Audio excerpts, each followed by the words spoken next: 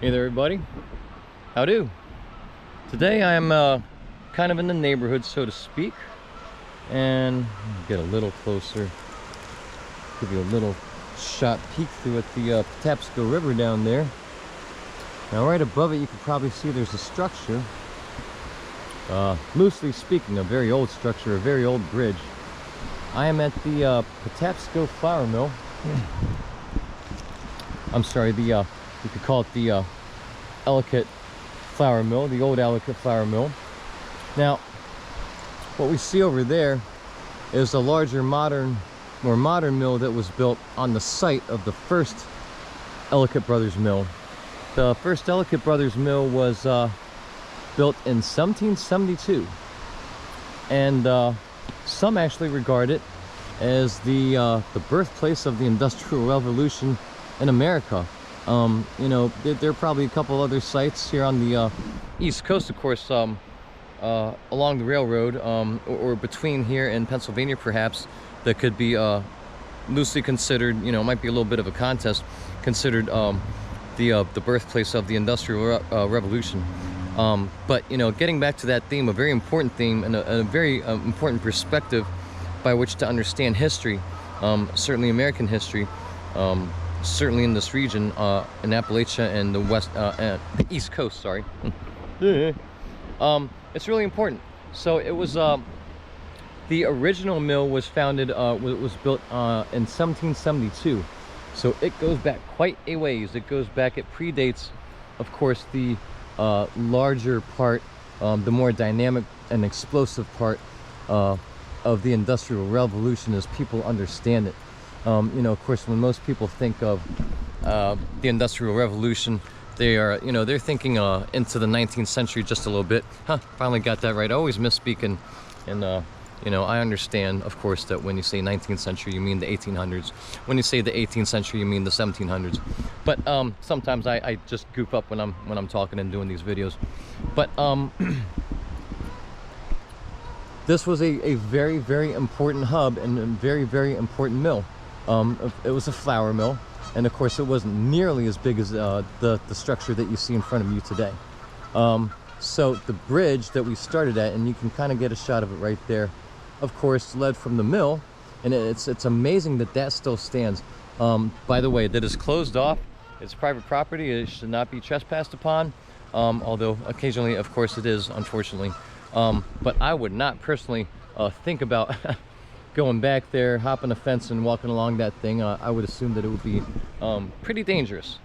So would not recommend, would not advise, would strongly discourage that if anybody ever comes down here. But just wanted to show you, this for a couple reasons, to maybe expand on the revolution and its importance. So of course, this bridge was taking the flour to guess what? The railroad, the B&O.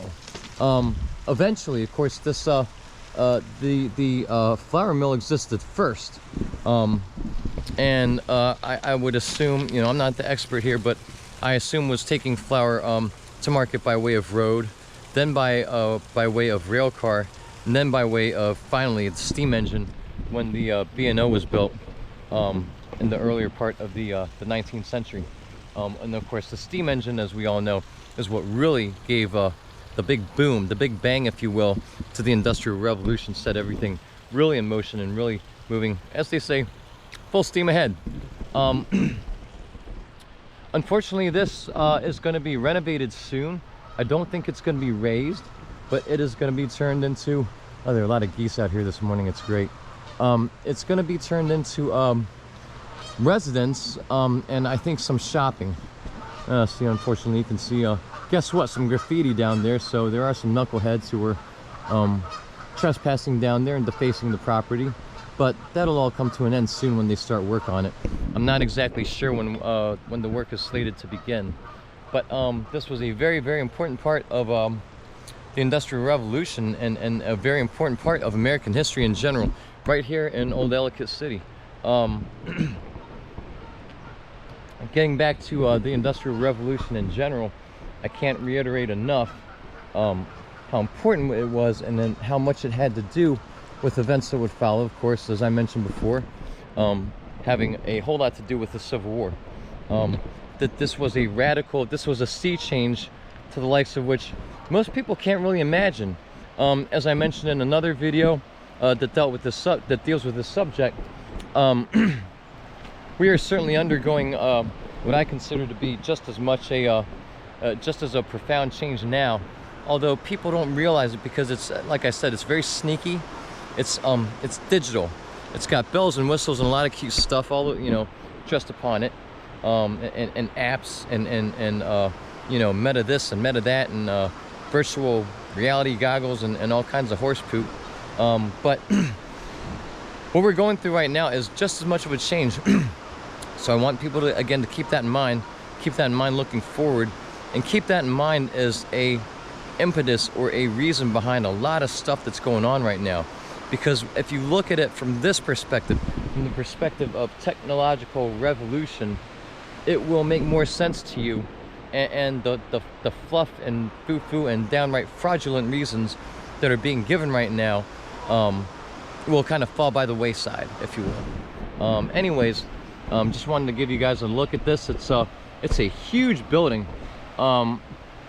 Given the new socialism, dare I say, that's creeping upon us, there might be a lot of affordable or mixed or shared, whatever, or I don't know, vouchers or what have you associated with this. I think that's kind of the word.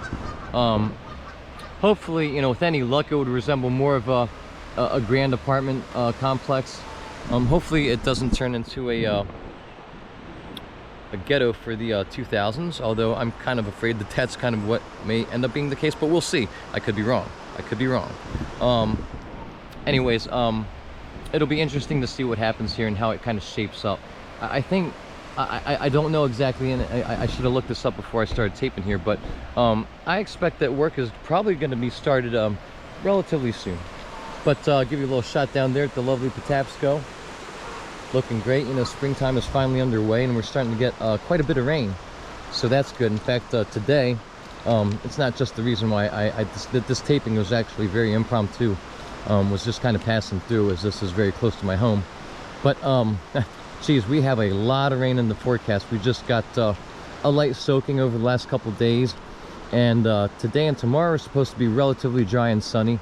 But all of next week here in central Maryland is supposed to be wet and soggy, which really stinks, of course. I don't know what the heck I'm going to do on my day off, because everybody knows I hate spending the days off indoors, and I would much prefer them, especially this time of year, to spend them outdoors. But I can't control that, so we'll take them as they come.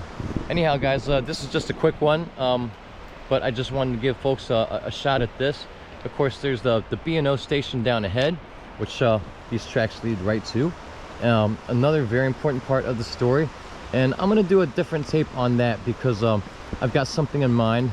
It definitely ties into the Civil War, and it definitely ties in with one of my favorite characters who has a story strongly associated with the local area and the Civil War. But that's from another shoot, and I'll probably do that fairly soon. I'm still backlogged with a lot of stuff, as some folks know probably. I think there's a bit more Gettysburg stuff in the pipeline. I have like 4 videos from Frederick, really good ones too, at the National Museum for Civil War Medicine. I've got one walkthrough of what is it? There's a cute park, something Creek Park, really cute area in downtown Frederick. And I took another tape at the Hessen Barracks, which have a strong history with them as well. Give you one more shot of the Patapsco down here. It is just a beautiful day. This is a really gorgeous area. Lastly, I think I want to say, I know I have kind of been bad-mouthing old Ellicott City, and I'm not really going to take it back, but I do want to add that, I mean, I don't hate this area. I don't hate the people here. I don't hate anything. I mean, I don't hate anybody. I do hate some things and some phenomenons, especially a lot of ones that are going on as of late. And I know, again, I know things change. I know things don't stay the same, especially now. But I want to make clear the reason why I have an issue with it sometimes in places like this, which are, traditionally very, very historic, but recently are getting very, very political. And that's for a reason. And that reason is to divert people's attention, like I said, where I started this off, from what's really going on, the true causes behind everything, behind big changes that are happening.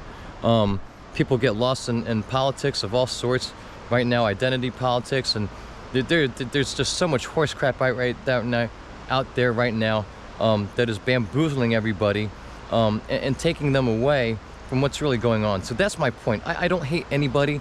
I don't hate liberals. I may have made a remark or two in the past few videos that are slightly disparaging.